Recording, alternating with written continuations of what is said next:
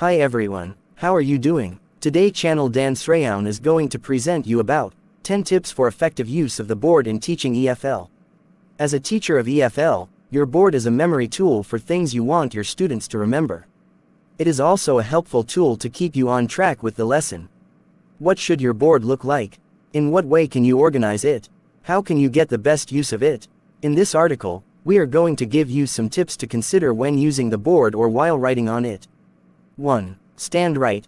While writing on the board, stand sideways without hiding what you are writing and keep eye contact with your students. 2. Prepare your text. Prepare beforehand what you are going to write on the board. You can imagine an A4 paper as your board and write on it your text in advance, and then copy this prepared text to the classroom board. Be focused and write as quickly as you can. 3. Keep it neat. Try your best to make your writing look neat and clear. You can walk to the back of the classroom and check what your board looks like. Your writing should be big and straight enough. If you think something is not clear enough, do rub it out and write it again. 4. Keep students' attention. While writing, keep your students' attention by reading the keywords and phrases aloud. You can also pause for a while and ask a student to read what you have written.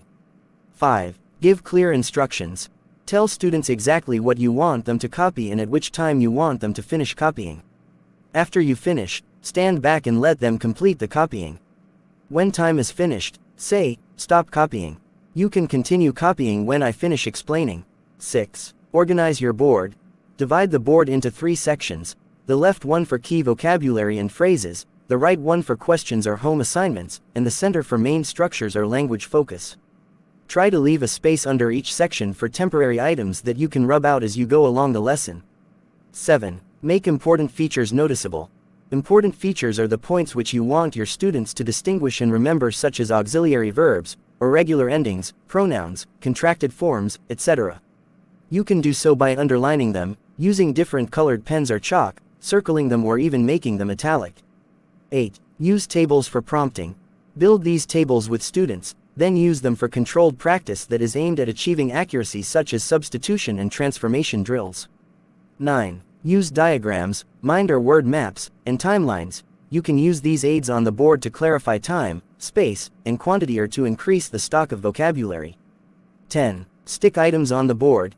You can use the surface of the board to display all sorts of items such as posters, flashcards, pictures, etc., and have students come out to the board for oral work pointing to or talking about these items. That's all. Thank you. Thank you for watching my videos.